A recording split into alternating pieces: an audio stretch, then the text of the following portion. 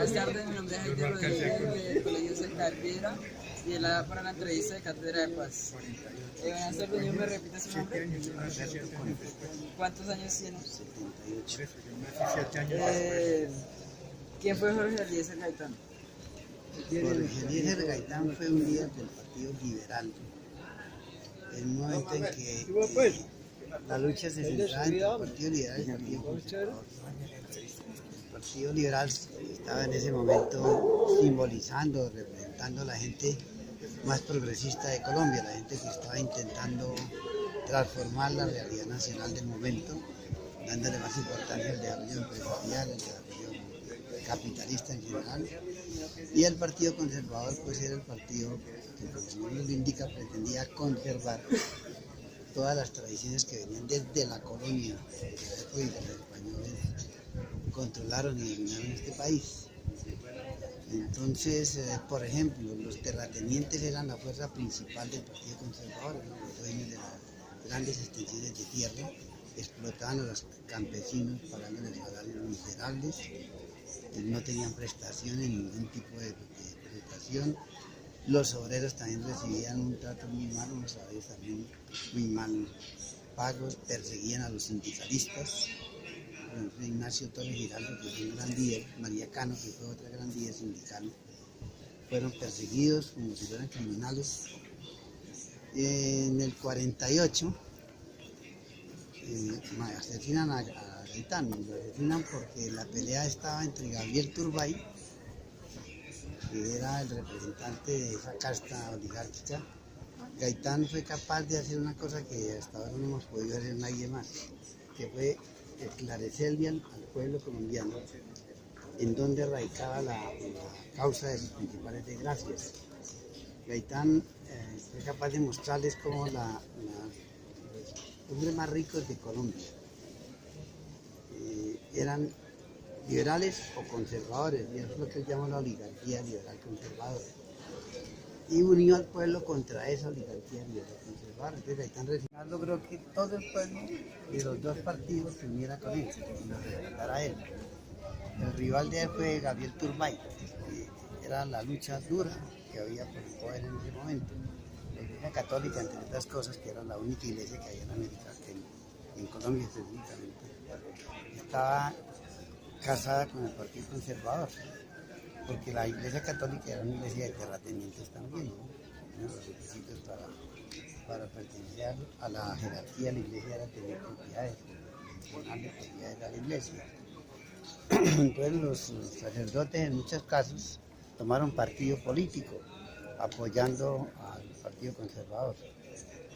Esa guerra, eso fue lo que dio origen al asesinato de Gaitán, porque las oligarquías veían en Gaitán un peligro terrible, y como ahora asustaron al pueblo diciéndole que Gaitán era comunista, que iba a establecer el comunismo, que iba a dañar el país, pero la gente no le creyó, la gente siguió respaldando a Gaitán.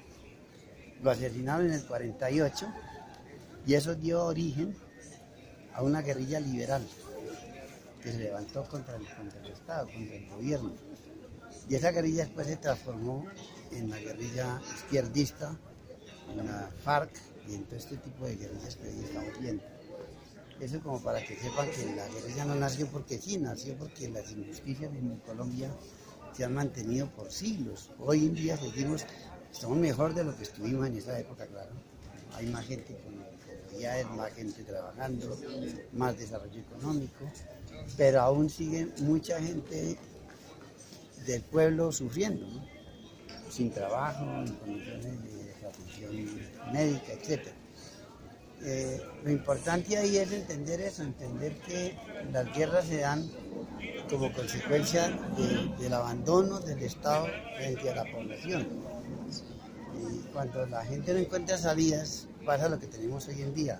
O se van a la guerra en una lucha política, en mi opinión absurda, pero inevitable casi siempre, o se dedican a actividades ilícitas como el narcotráfico y otras cosas que le están haciendo al país. Entonces la gran importancia de Gaitán fue que fue el primero en mostrarle al pueblo, a la nación colombiana, que era lo que estaba pasando en el país. fue el primero que habló de la diversidad liberal conservadora, el primero que habló de que si no transformábamos esas relaciones sociales de producción que hay en el país, no íbamos a salir de la miseria, ni del atraso, ni de las condiciones en que estamos. Y es lo que ahora retoma la izquierda en este momento, y volvemos a la misma cosa, unos partidos que defienden el status quo, lo existente, y otros que pelean por cambiar eso. La idea es que lo cambiemos, pero lo cambiemos sin violencia, sin asesinatos, sin secuestros, sin nada de eso, sino con la participación popular, esperando entre otras cosas que ustedes los jóvenes empiecen a tomar conciencia y a participar y a buscar salidas de este cuento. La tercera pregunta sería, ¿qué fue el Bogotazo? ¿Cómo se dio? Bueno, el Bogotazo fue la reacción del pueblo colombiano ante el asesinato de Gaitán. La violencia es decir, el pueblo se desbocó, no tenía dirección en ese momento, nadie podía dirigir la reacción que tuvo el pueblo, y ellos se estrellaron contra todo lo que ellos pensaran que era oligarca, todo el que tenía plata, o una casa bonita, o un almacén grande, o la gente decidió quemar esas cosas, matar a los que consideraban que eran culpables de la muerte de Gaitán. Y eso generó una catástrofe política y social muy grande en el país. Esa reacción se sintió más en Bogotá, pero fue en todo el país. Yo soy de Cúcuta, viví en Cúcuta, era muy niño, tenía 7 años, y allá pasó lo mismo. La gente se botaba a las calles y se mataban unos con otros. Era un momento muy terrible. La cuarta pregunta sería, ¿qué fue la violencia bipartidista? Fue eso, exactamente lo que explicaba.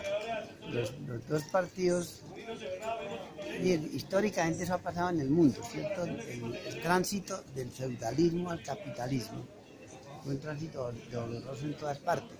El feudalismo es un sistema basado en la propiedad de la tierra, en donde el medio principal de producción fue la tierra, y el centro de la producción eran los productos agrícolas. Eso pasó en los periodos feudales en Europa, en todas partes.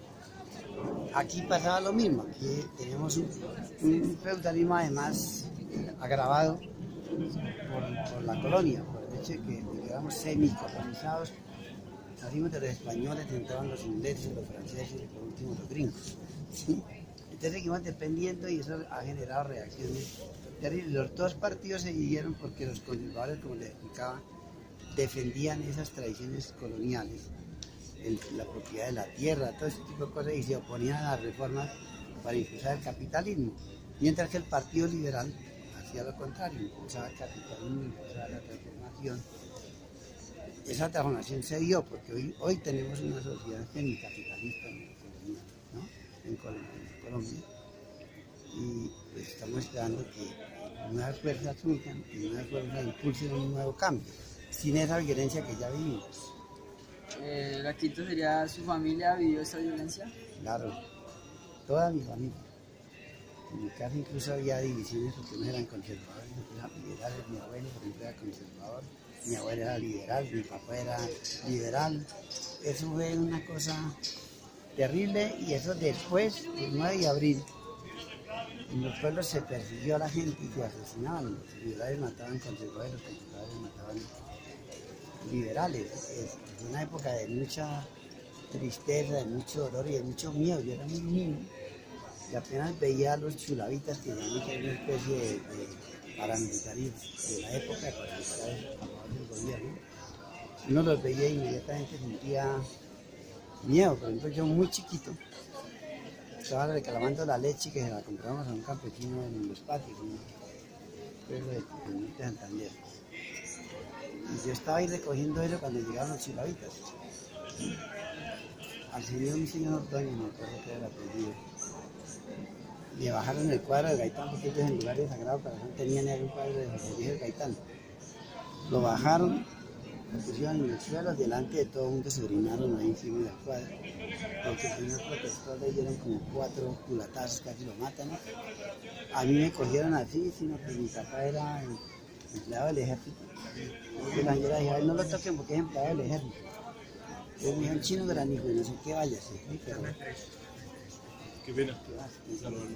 Entonces, para que vean el grado de violencia que hubo, ¿sí? Todo el mundo piensa que esta violencia, no, la violencia liberal conservadora la lucha entre los dos partidos fue peor. Por ejemplo, en varios pueblos empalaban a las mujeres. ¿Saben qué era eso? Cogían a la mujer que estaba embarazada y le metían un palo por la vagina para matarle el feto, por ejemplo. Porque no querían que nacieran más conservadores donde dominaban los liberales, o que nacieran más liberales donde dominaban los conservadores. Le cortaban la cabeza a los señores y jugaban fútbol con las cabezas. Y la sexta es, ¿qué enseñanza nos deja esta historia? Bueno, varias cosas. Mire, primero, que la violencia no conduce a nada. ¿Sí? Que la violencia no cambia nada, al contrario. Lo que hace es que los violentos que triunfan se vuelvan dictadores después y se vuelvan controladores de la vida popular, de la vida del pueblo. De modo que eso de la violencia había que eliminarlo por completo. ¿Sí? Segundo, que necesitamos un desarrollo de la democracia real, una democracia que se base en que se participe, el pueblo organizado participe en las discusiones de para dónde queremos ir, qué queremos hacer, tanto en los pueblos como en los departamentos del país. Y que esa democracia sea real, o sea que haya diversidad de opiniones y no se persiga a la gente porque piensa de una manera o piensa de otra. Si logramos una democracia así, el país va a cambiar.